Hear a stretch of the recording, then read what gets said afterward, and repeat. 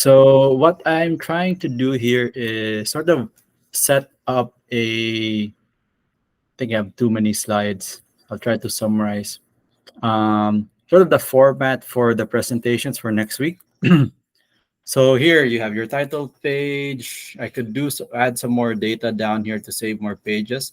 Overview would be good. I'm still listing down the different overviews.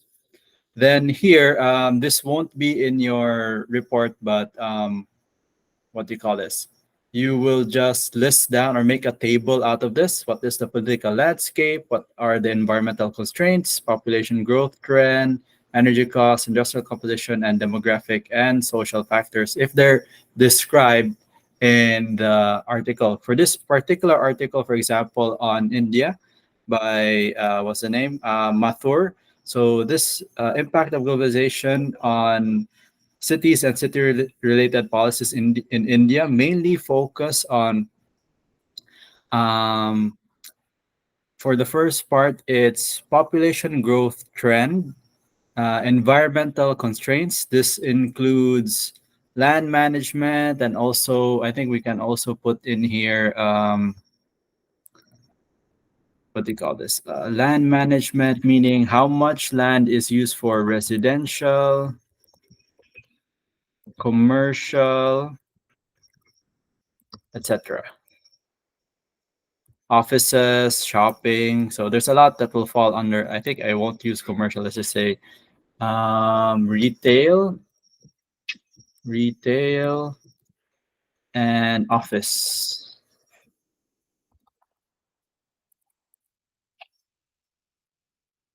Retail spaces, office spaces. So retail is just like the store, the malls, and offices is like firms, like law firms, architectural firms, construction firms, etc. So those are the two general kinds of commercial, and then sometimes or most of the time it's described in this book. This particular article focuses on primarily environmental constraints and political landscape with minor discussion on growth trends. For example, if your article does not describe energy costs or industrial composition, you can leave those out. But this is just a guide. And then we basically made my own abbreviation here. Factors affecting spatial allocation of resources, or let's just say FASAR or FASAR. That's what we're going to be looking at in these articles. Then for measuring growth, this article also mentions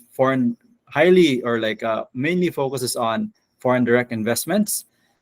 Some changes in infrastructure and built environment, talking about square meter changes of retail, residential, and office spaces, while no mention of Gini index and purchasing power parity. So this might explain some of the questions in this article that even this article didn't address.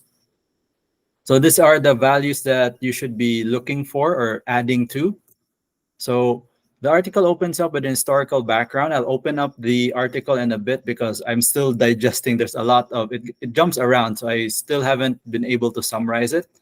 But here is an FDI trend in India. Apparently, in the 1990s, there was a major economic sort of decline, and they had to change a lot of their policies, their trading policies in the years leading up to the 1990s. So here we have merchandise exports, merchandise imports. It's just some of the data provided. I think there are like 12 items, but I just focused on these two plus the foreign direct investments. So when they changed their policies around the 1990s, they basically opened up India for foreign trade. And what happened was their merchandise exports increased by 135%. Manufacturers increased not by so much, only 11%. And then we have here the biggest changes in merchandise exports, 113%. And the most important one here is foreign direct investments change 1,329%. So that's a very, very big increase. So to do this variance percentage, this is just another more accurate way of saying percent change. I'll just show it to you guys. The calculation is new value or newest value subtracted by the old value, then everything is divided by the old value. So here it's 42,000 minus 17,000, then everything is divided by 17,000. So this is the calculation. It's being recorded. I think I can just put this up on screen. Maybe I'll send a screenshot, but that's the calculation for change in um, whatever value you're trying to measure. So what the next step here, which I have not, I kind of put on pause because I was trying to get through the article, is if you can find data from 2010 and 2020, specifically on foreign direct investment, that will be very good. If you can find data on the Gini and the PPP values, that will be even better. So we can see how economic sort of growth impacts the sort of income distribution, or basically the distribution of wealth. So here, this table just shows that India from 1919 to 1990 to 2000 had a very large increase in economic growth. But the article argues that this economic growth is not felt or is unevenly distributed within the country. So some sources for other world development indicators, I have some websites here. So if you Google sort of World Bank world development indicators, it should send you to this page here. I'll just share it with you. There should be okay, here. I go back.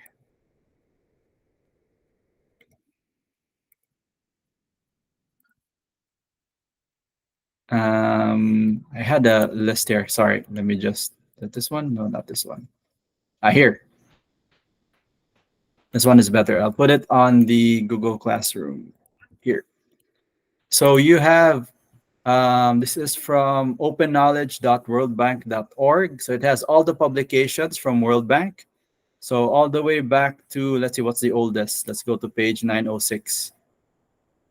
Little data books, nutritional facts. Let's say world development indicators. When did they start? We have 1990. Let's say 1900s. If they go back that far, probably not. But yeah, but anyway, this is all of your public like research needs from World Bank data. It's all available here, and this is just under the World Bank Open Knowledge repository, so you can access that data. Okay, so moving on. So some of the things that were indicated that changed in India due to the policies were selective migration, the creation of urban corridors, and the urban economic structure, or change in the urban economic structure. I actually have a short description over here. So I'm just summarizing what's in the data, in the article. So let me just make this a bit bigger. So they made their policy changes, and we can see here the urban economic structure, which I still need to get a verified definition of, basically deals with the different sectors of that particular region or area. So they have usually divided into mining and quarrying, manufacturing, electricity, construction, wholesale trade, retail trade, transport, etc. So you can see here like percent change from 1990 to 1998. There is a very large increase in retail trades from 12.81 in 1990, then 24.90. So that's almost double by 1998. I'll go into more detail on this. So that's your facts and figures. Then over here, something that's sort of more in line with our subject, globalization. The changes in policies resulted in these three sort of, what do you call this? Or the article identified these three factors or elements that affected the spatial structure of India.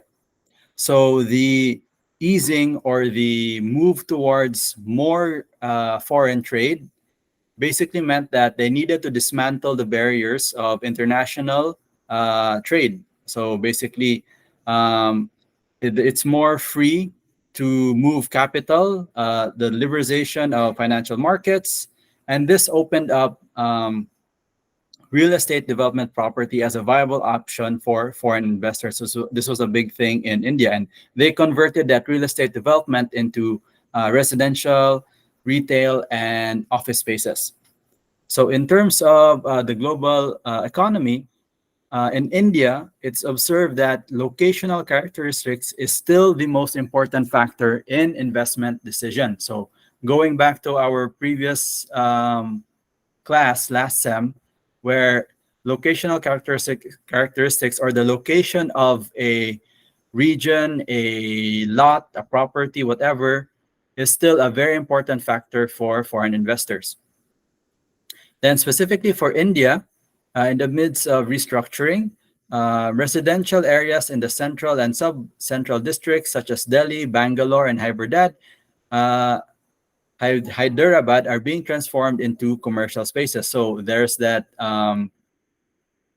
the residential areas are transformed into shopping malls and office spaces. Specifically in Bangalore, 92,000 square meters of workspace and 200,000 square meters of living space were added between 1994 and 2001. So that's the sort of the figure that I'm hoping you'll find in your own research. So what we're looking for here in change in built environment and urban infrastructure is a value, any kind of value, a number, so we can measure the change. So if you just say a change happened, a major change happened without any number, that will sort of lessen the quality of your research. So if you notice, I already graded your research papers.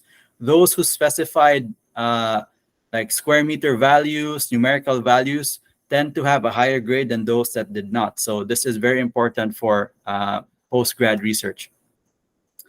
Then over here, I think we need to focus the very big ones, the ones that we mentioned last time, the local political economy. It's also related to city-related policies, like what are the different policies in that city or local area. What are those policies that have been created and how did they impact urban growth and urban development? So this is near the end of the article. I think it'll be better if you don't follow the article sort of arrangement, because I'm noticing now that it starts with a historical background, which I think would be good, but it's not very well defined in the article. It keeps jumping from dates. I'm trying to like condense that into one page.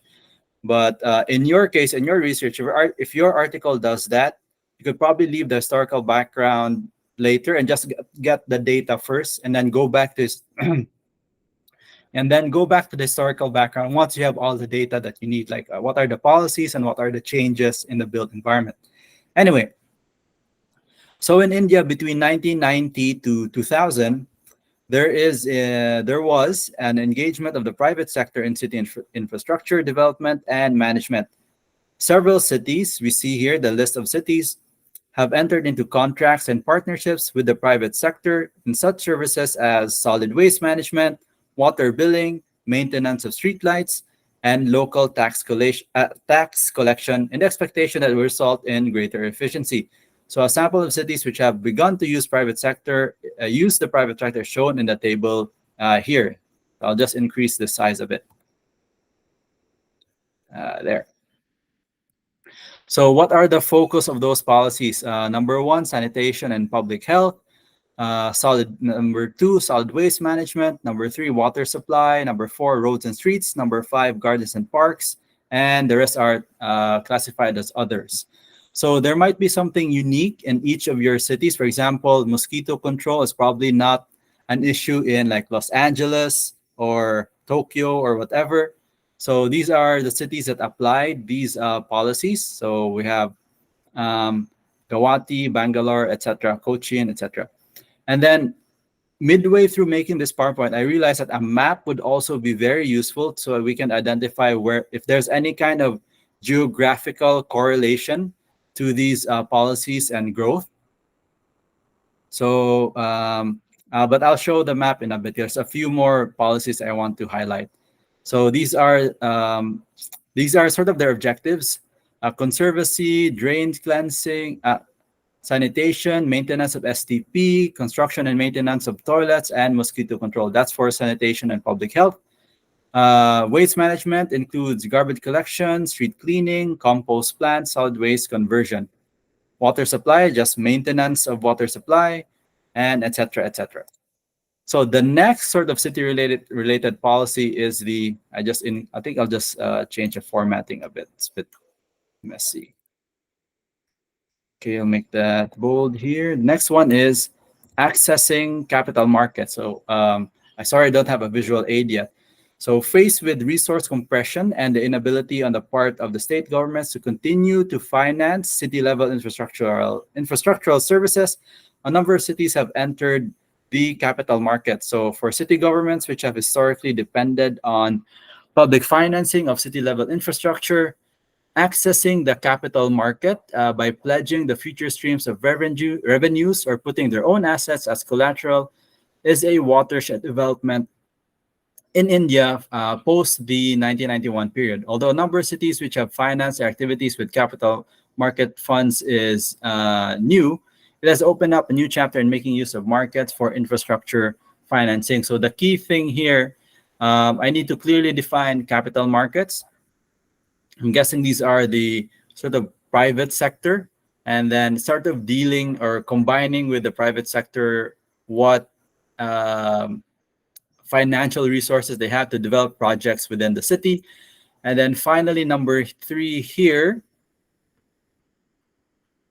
Okay. 11 is here, sorry.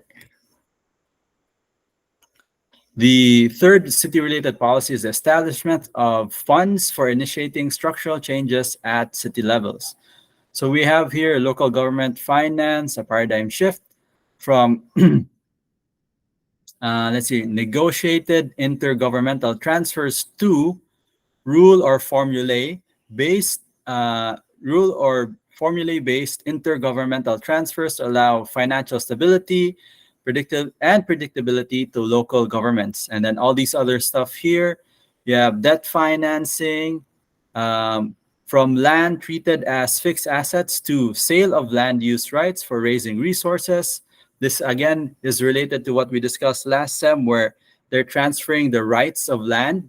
So I recall last time we talked about transfer of land rights as a way to sort of manage urban development, meaning instead of developing in the, if you recall, in the sort of mountainous rural areas in the Philippines, we could transfer the rights of those mountainous areas to urban, to the urban or the city region. So thereby, instead of what you call this, they will build in the mountains, they can build for less in the urban area. So that's basically the gist of land use, the sale of land use rights. So basically, I'll just read a bit from the text here. Starting from the proposition that economic growth and poverty alleviation efforts are dependent on the efficiency of cities, the government of India have set up 2 dedicated funds called the City Challenge Fund and the Urban Reform Incentive Fund. So these are key terms, and then I hope that in your research you would identify key sort of terms like this instead of just saying funds and stopping there. And then for me, as the teacher, I would also challenge myself to define and find data on these different funds. So anyway, these funds are used as incentives for effecting changes at the city level in support of the national agenda of economic growth and poverty reduction.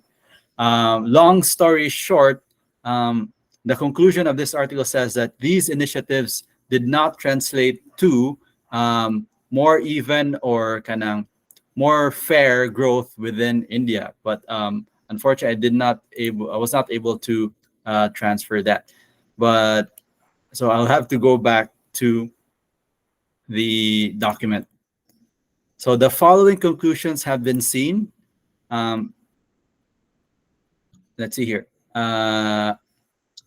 So Attempting to explore the links between globalization and cities, it is necessary to take note that of the fact that the scale of globalization in India, as measured by trade and foreign direct investment, has been small compared with most Asian countries. So, we'll be leading towards a conclusion that says globalization has affected India in terms of more economic growth, but the distribution of that financial and economic growth has not been even. But it's important to note that India's sort of foreign direct investment growth is relatively small compared to the rest of Asian countries. So the key numbers here is that FDI in India in 2000 amounted to only 2.3 billion. Meanwhile, in China, it was 38 billion. In the Republic of Korea, it was 9.2 billion. In the Philippines, it was more or less the same. Very interestingly, because the Philippines had FDI of 2.2 billion period in the year 2000, and then Thailand had 3.4 billion FDI. So in terms of like the sort of Asian part of the world, India as relatively low, so only 2.3 compared to China 9.2. Sorry, China was 38. Korea was Republic of Korea, South Korea was 9.2, and the rest was are hovering around 2 to like 3 billion FDI. Then the second conclusion is that globalization of Indian economy, in the sense of opening up the sectors, meaning opening up for foreign trade, uh, has focused on capital and technology inflows and balance payments. So these are more economic terms which I hope to define in the coming weeks. And then it has not percolated to other sectors, meaning it only focused on these different sectors. Thus, globalization has not been extended to inland and water, to land and water sort of sectors, which are crucial for freeing the city economies from the rigidities of existing laws and regulations, which would help realize our globalization goals and objectives. Basically, my takeaway from this is that it mainly focused on uh, trade, technology, and balance payments. And these sort of sectors do not affect sort of the lower level of the kind of population in India, like talking about land management and water management. There's some data I'll go back to in a few minutes. Then the third conclusion is much of the external trade transactions and for FDIs are concentrated only in 6 states. So we'll go through a map to see this. So I'll just highlight these 6 states. 1, 2, 3, 1, 2, 3, 4, 5, 6.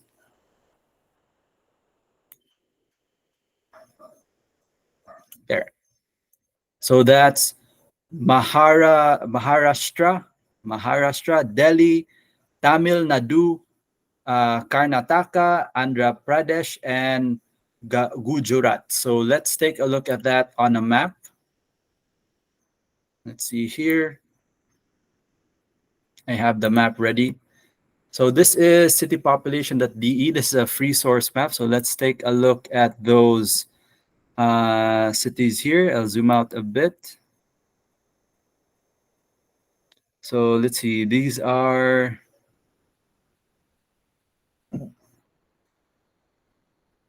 states and union territories. I guess we'll go to India cities instead, because we're looking at, oh no, 6 states. That was correct. Okay, so let's look at these states here. I'll zoom out a bit. I wish I can make this a bit bigger like that. Okay, I have the population data here. So let's take a look. The first one is Maharashtra. Maharashtra, is it? Where are you? There. Maharashtra with a population of 123 million and a total area of 307,000 square kilometers. So this is Maharashtra highlighted here. Let's look at Delhi. Delhi is up here to the north. Their total population of 16 million, total area of 782 square kilometers. Next, we have Tamil Nadu. So I'll just drill down it. QRST.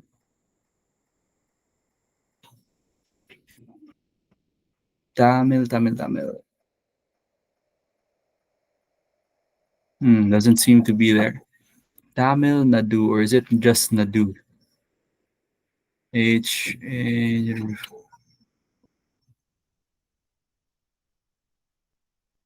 can't seem to find the name. Okay, let's just proceed to the next one.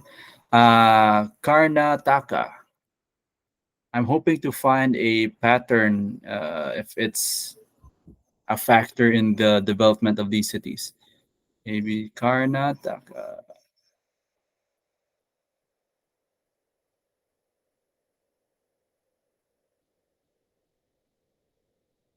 Okay, I guess I'll just use the Google Maps. Not popping up for me. There's also the possibility that it changed its name. Okay, maps. Okay, there we go. Tamil Nadu is to the south, New Delhi is to the north, Maharashtra is to the east. Sorry, to the west. Then we have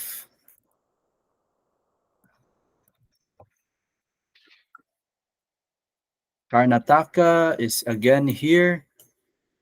So there seems to be, hopefully the pattern will fill out. We have south, southwest, and western side of India. Andhra Pradesh. Let's see. Where are you? Okay, it's on the southern side again, this time southeastern side. And Gujarat. Okay, so now that we have that highlighted, I'll just draw here.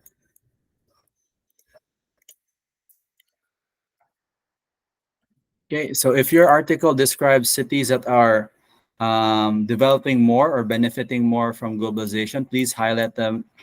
Like even if it's just a crude way like this. Okay, let me see here. So it's these regions here: Tamil Nadu, Andhra Pradesh, Karnataka, Maharashtra, Gujarat, and that's 1, 2, 3, 4, 5. And then New Delhi is, where's New Delhi? I lost New Delhi. Up here to the north. Okay, where's my map? Oh. Somewhere here. Just erase that.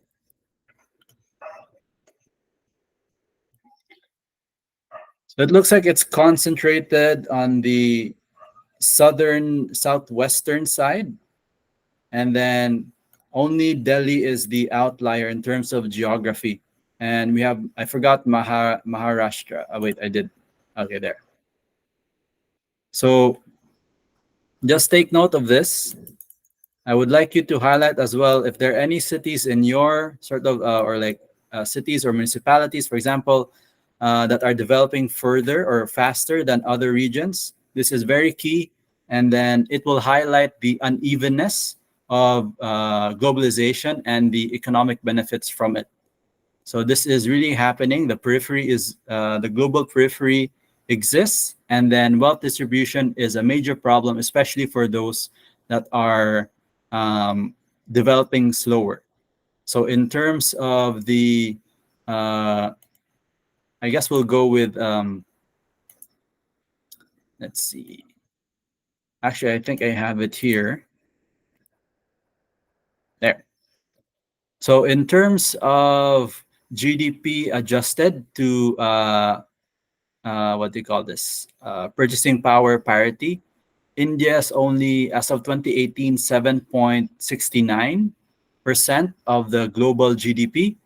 And then I think if I can find data from 1990 and 2010, this will create a more full picture as to how India developed and how those policy changes impacted India. Okay, some other things I want to highlight here. Okay, we're still going. Let's see. Okay, reviews of the post 1991 city level changes show interesting results. So this is in terms of urban development. One, expansion in trade, capital flows, and consistently high economic growth as embodied in GDP, very crucially, has not led to any acceleration. I'll highlight here in red. I'll zoom in again for the screen.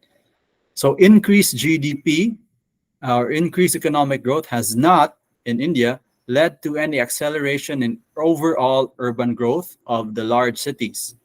So even though they have a higher economic growth, larger cities hasn't developed accordingly. Next, globalization has not resulted in any expansion of overall employment opportunities. This is connected to the selective migration. It has selectively led to the expansion of opportunities in retail trade, communications, financial, banking, and real estate services only. So the other services are not sort of highlighted. I have here a short diagram or a simple table. This is from the article itself. So these are the sectoral breakup of foreign direct investment. So in India, we have, I'll insert a table here. 1, 2, 3, 4, 5, 6, 7, 8 sectors. And if you sort of go to your Excel and click the format as table, you can do something like this where you uh, arrange this A to Z. You can arrange text A to Z. You can arrange values from smallest to largest, like so, something like that. So just like I have the highest number down here at fuels, power, and oil refinery. So meaning 27% or let's say 28% of the total FDI approved in the country goes to the fuel, power, and oil refinery sector. Then 19% go to telecommunications, electrical equipment, transportation service, transportation sector. That's a different sector from services sector. Then sort of the highest growing or what do you call this? The other sectors that are left behind are the metallurgical industry and the quote unquote other sector. So the biggest sectors are here. I don't know why it skips the metallurgical, but the ones that are bold, I think I'll just change the color to make it more obvious, like that. Okay.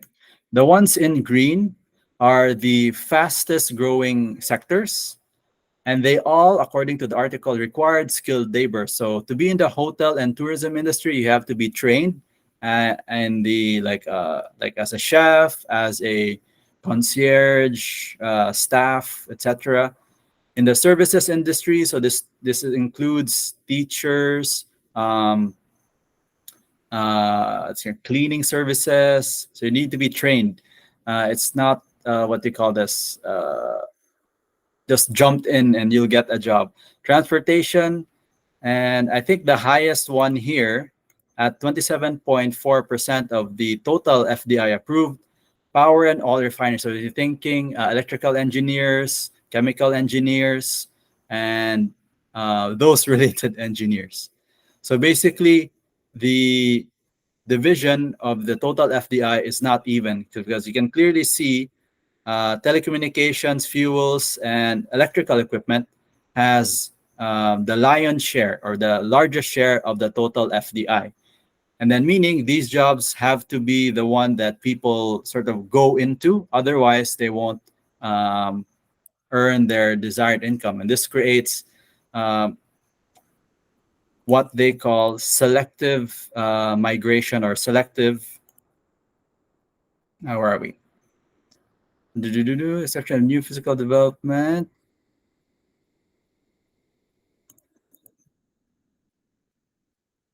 Okay, here. No, that's not it. Here, selective expansion of opportunities. I'll just highlight that. Third, globalization has meant an increase in demand for residential, office, and commercial space. On a limited scale, residential space has been converted into commercial malls. New shopping malls have sprung up, and townships with quality infrastructure have been developed around major cities to accommodate the branch offices of multinational and domestic companies. So I'll just highlight that. Then fourth, globalization has influenced city-level policies where new institutional and financial arrangements are being forged to improve service delivery and management and enhance city-level productivity. So that's kind of good news. Overall, the assessment of city-level changes is that these are few and limited. City transformation has not occurred. With the exception of new physical development and some spatial restructuring, no sort of major shifts have occurred in urban form. Moreover, the changes appear to be isolated and add-on rather than signaling a structural shift in the economy of cities. This basic sort of postulate or hypothesis that major improvements in infrastructure services can only occur if they are undertaken within the context of the city economy is still in a sort of infant stage, or this idea is still in the infant stage. This paper is basically a preliminary assessment of the links between globalization and cities.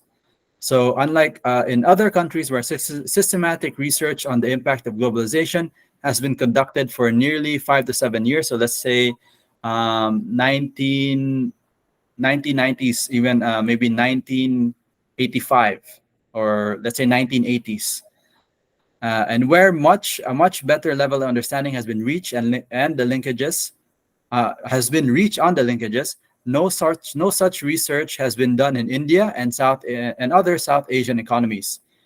In what different ways can globalization reshape the economy of cities and in turn be reinforced by cities is a subject which is neither acknowledged as important nor adequately understood, especially in the India and South Asian countries. So I would like to end here with my partial slides with again this map of light pollution.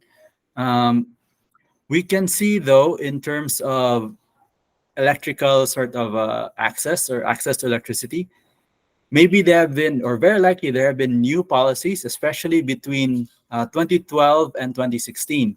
One of the major goals between this period, between this 4-year period, was to provide more electricity or easier access to electricity to rural areas in India. So over here on the right side, at least in terms of electrical accessibility or access to electricity, there's been a lot of major change. But if you look at the urban form, let's see, it seems to me, just based on my sort of observation here, like you have here major cities, New Delhi, Kolkata, Hyderabad, Mumbai, Bengaluru, and Chennai.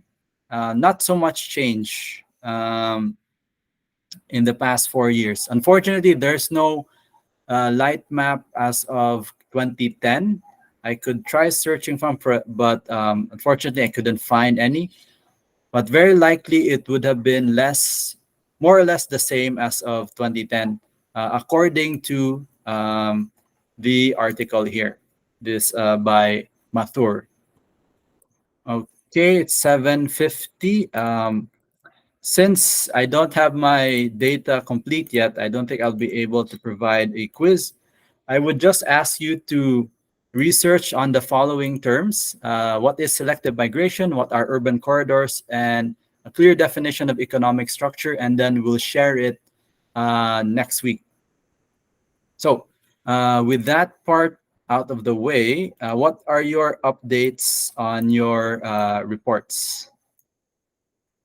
So I guess I'll start with Candido.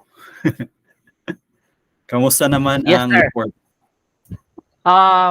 Nag I have read some articles and especially the which call this with the data from the databases in online for Shanghai, because Mm. I'm thinking of Shanghai. So then I'm reading some other, but I have already put some notes, and I have just to compile it and make the statements.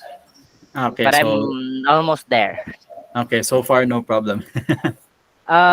Yes, I just need to get some what you call this those exact numbers for my comparison between years. So, Okay. but it's okay. I mean, I'll just, if ever I will have some problems, I'll just email.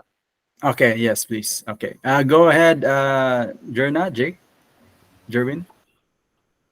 Actually, sir, I have some, what we call this, parang nag-start na ba? Mm. Then, during your discussion, parang I realized that I need to realign or revise my kung ano yung nasimulan. So, my question, sir, is okay lang ba magkaroon ako ng comparison between from the past years of my subject then the recent now? So that Mm. I have some numbers, data numbers regarding, yeah. Yes, yes, go ahead. That would be very welcome. Thank you, sir. Yes, sir. That's what I'm doing.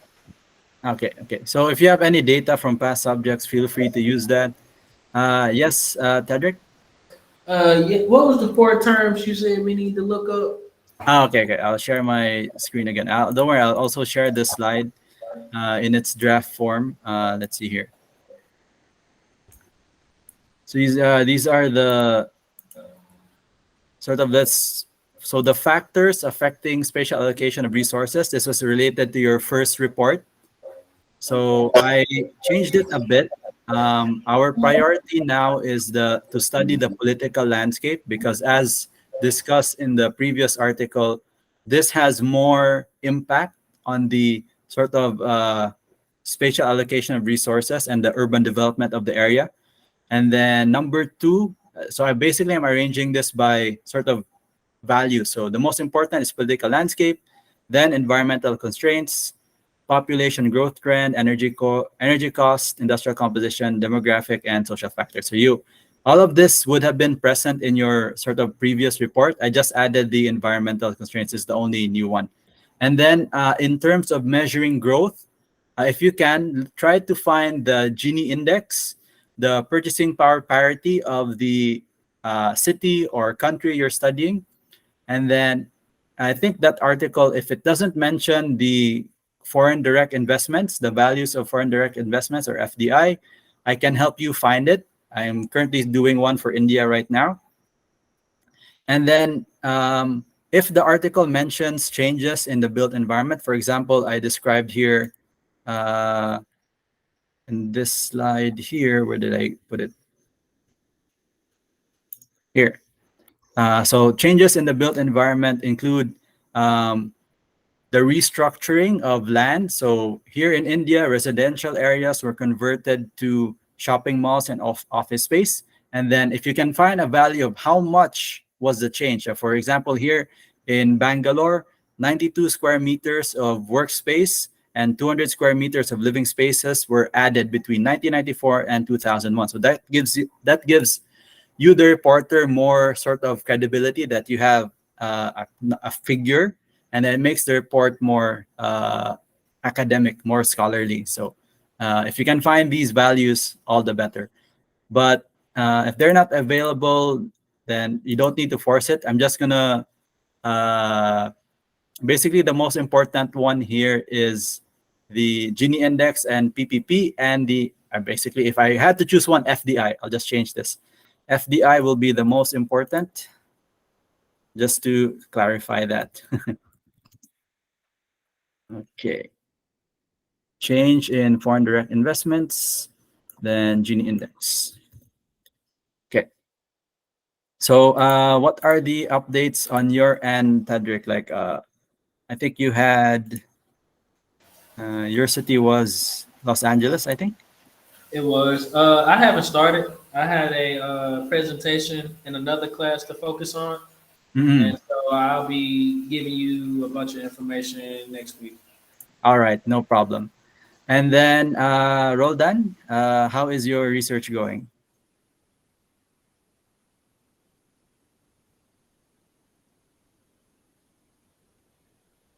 Hello? It seems your mic is not. Hello, hello. Ah, Hello, yes, sir. there. Sorry, sir. I was Okay, off no the problem.